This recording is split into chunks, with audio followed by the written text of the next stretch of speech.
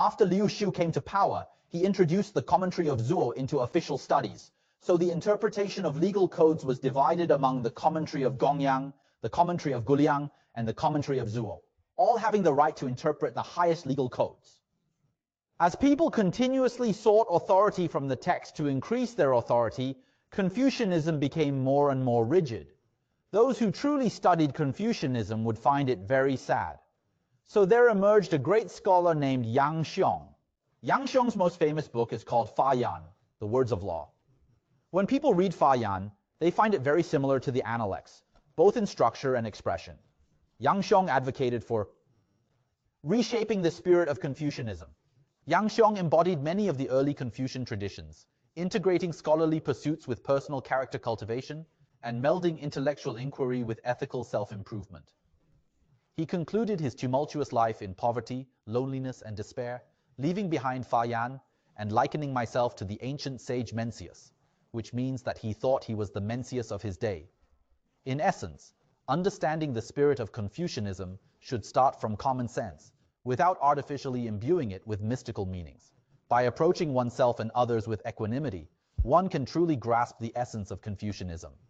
This humanistic interpretation critiqued the classicization and mystical transformations of Confucianism. In the late Eastern Han Dynasty, Wang Chong wrote Lun Heng to challenge official ideologies, while Zhang Heng, inventor of the seismograph, used natural sciences to counter these official ideologies. This period also saw the rise of skepticism towards Confucianism, known as the Doubt Towards Confucianism movement.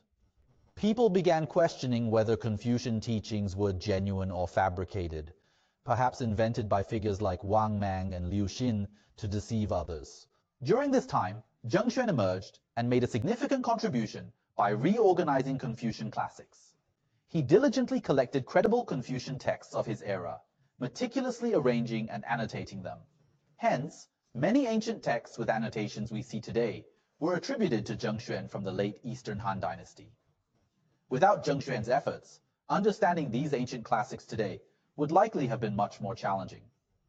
This marked a crucial phase in the development of Confucianism during the Han Dynasty. As the Eastern Han Dynasty transitioned into the Three Kingdoms period, marked by incessant warfare and societal unrest, the intellectual landscape became chaotic. During the Wei, Jin, Southern, and Northern dynasties, Confucianism underwent a transformation known as Confucianism's turn towards mysticism. Following the reunification under the Jin dynasty, scholars realized that interpreting legal codes through texts like the commentary of Gongyang, the commentary of Guliang, and the commentary of Zuo led to stagnation. Consequently, they abandoned these methods of selecting talents through textual examinations, opting instead for the 9-rank civil service system.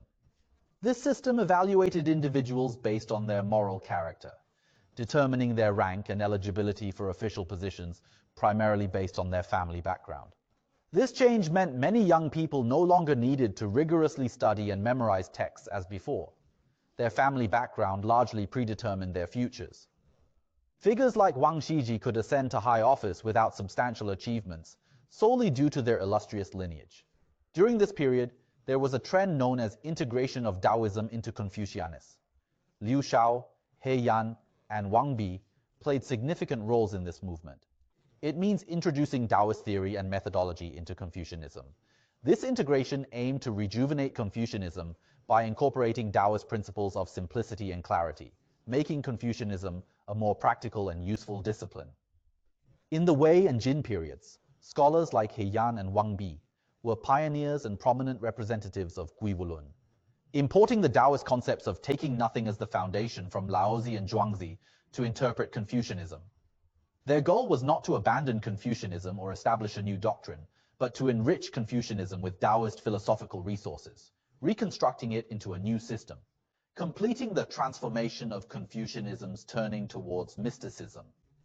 This period favored philosophical discussions of non-action, resembling Zen Buddhism in later period. During this period, the 7 sages of the bamboo grove emerged naturally. Their motto was, "Disregard conventional wisdom and embrace naturalness." Why did they adopt this motto? A significant reason was their disdain for figures like Cao Pi and Sima Zhao, who upheld the formalities of Confucian rites while engaging in practices such as abdication. They believed that since ancient texts mentioned abdication, they could legitimize transferring the Han throne to the Wei state, and subsequently, the Cao family transferred power to the Sima family. Therefore, those who were unimpressed by the valor of the ancient kings and disdained the teachings of Duke of Zhou and Confucius, such as Ji Kang and Ruanji, were the ones who truly respected Confucian teachings internally. They displayed an attitude of disregarding conventional wisdom because they cherished Confucianism in their hearts. On the other hand, those who verbally embraced Confucianism, like Cao Pi and Sima Zhao, were the ones who actually trampled upon ritual teachings, using them merely as a facade for their actions. This era thus saw the rise of figures like the 7 sages of the bamboo grove, who resisted such conformity. Simultaneously, Buddhism began to flourish during this time. It had been introduced to China during the Eastern Han Dynasty and gained increasing prominence during the Wei and Jin periods. Confucian scholars sought to defend their influence among the populace and engage in theological debates with Buddhism to establish fundamental theoretical foundations.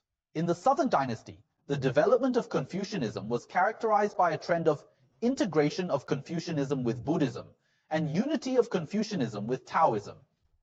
Figures such as Ge Hong, Lu Xiujing, and Tao Hongjing, who are known for works like Ge Hong's Baopuzi, exemplify this blend of Confucianism and Taoism, appearing almost as Taoists in popular perception, despite being Confucian scholars. During the Northern and Southern dynasties, while the Southern dynasty saw a mystical transformation, the Northern dynasty emphasized simplicity and practicality. Under the rule of various ethnic minorities, many people turned to the study of Confucianism, leading to a more straightforward and pragmatic approach to learning.